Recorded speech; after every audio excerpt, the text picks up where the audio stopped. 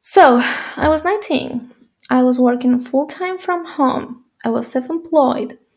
I learned the importance of keeping my clients happy and, in general, attracting clients. There were more than 4,000 teachers on that platform, and I was always in the top 20. You know why? Because I was working so hard. I liked what I was doing. I was happy. I think kids bring you joy. And I was consistently doing that for about 5 or 6 years.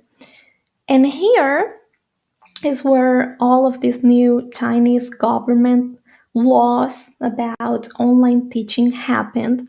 So they didn't let us teach Chinese kids anymore. They didn't let Americans or, you know, Canadians teach children because they said we were affecting the Chinese children's little minds or something ridiculous. So, what our academy, the academy I was working for, did was they started lowering our pay, which was, terrible. I was making $25 per hour at that time, and then I started making $18 per hour at that time, which I'm not saying is good or bad, but when you are experienced in something, you are doing better and better every day, the fact that they pay you less all of a sudden instead of more, that was very hard. So, no, at the time they told us they were paying me less per hour that I was in class. I said, no, I have to stop this, I have to leave. This is a good time to start my business. This was last year, so I was about 25 years old. So yeah, I said I need to start my own business. And there's an online platform where you can do the same thing I was doing basically, but instead of teaching the curriculum they give you and the clients they give you, you have to create your own curriculum. You have to decide what you want to teach. So I said, hey, I have a lot of experience in online teaching. I am from Spain. So why don't I create my online teaching academy for kids where I teach them Spanish? I started to doing that and that was awesome. I started making a lot of money. I made up to $15,000 in a month, sometimes even more. And that was great. Then I learned even more. I learned more marketing. I learned, photo edition, how to deal with parents. I didn't have to deal much with the Chinese parents before, mostly because of the language, right? But these were American parents. These are because I still own this academy. Now it's not the same. I don't teach there anymore because I hire people to teach those classes for me, which is another big step, right, in all of my career, my journey. But okay, so I created my classes on Outschool. On my profile I was teaching. I was getting 5 stars reviews. And this is so important. This is something I never knew before. I thought, well, to make money you have to have a good product. To make money you have to pay for ads, but you have to be really good in whatever you're doing. That's the biggest. It's not a secret. Hard work is the biggest secret, if that makes sense. If I didn't get good reviews in my work, if I didn't get happy parents in my case, nothing would have worked.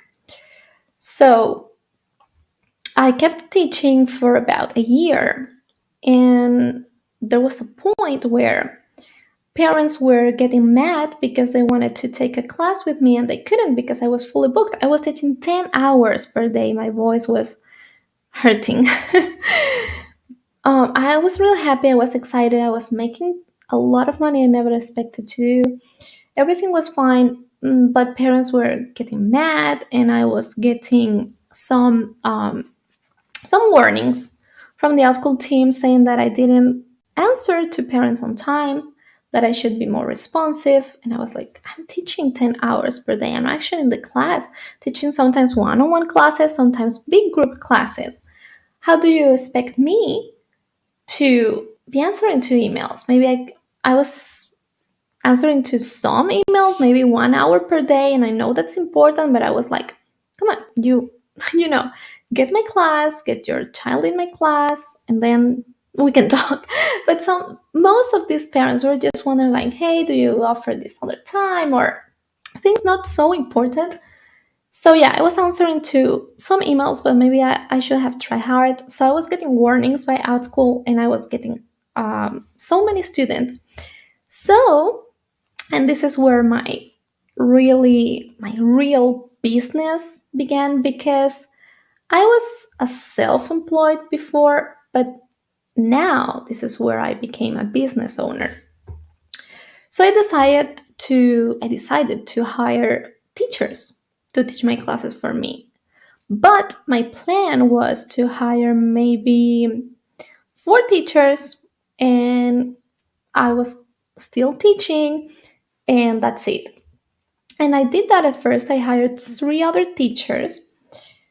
I couldn't find more at the time. And then we all started teaching. Everything was going great. But if before I hired them and I became an academy, before that I was receiving so many emails. Now that we offered more classes, we had more sections available, I was receiving like hundreds of emails per day, and I was still teaching many hours. In my mind, I said, okay, instead of teaching 10 hours per day, I'm teaching 7 hours per day and 3 answering 2 emails, but it didn't work like that. I was so tired, I was exhausted, and I was making less money than before because I was only teaching 7 hours per day. I was making, of course, some money from my teacher's classes, but it wasn't the same, right? It was little money compared to my own classes, of course. I like to pay my employees well, and that's important. I will treat that another time, but that's very important. I also like to keep happy employees as much as I can. It's not easy, but when possible. So I was paying my teachers a lot. I was keeping a little, and I was teaching a lot as well, and I was so stressed out. I was tired. My voice was terrible. So, and we started to get bad reviews because parents had sometimes trouble, and I didn't have the time to answer to them because of the new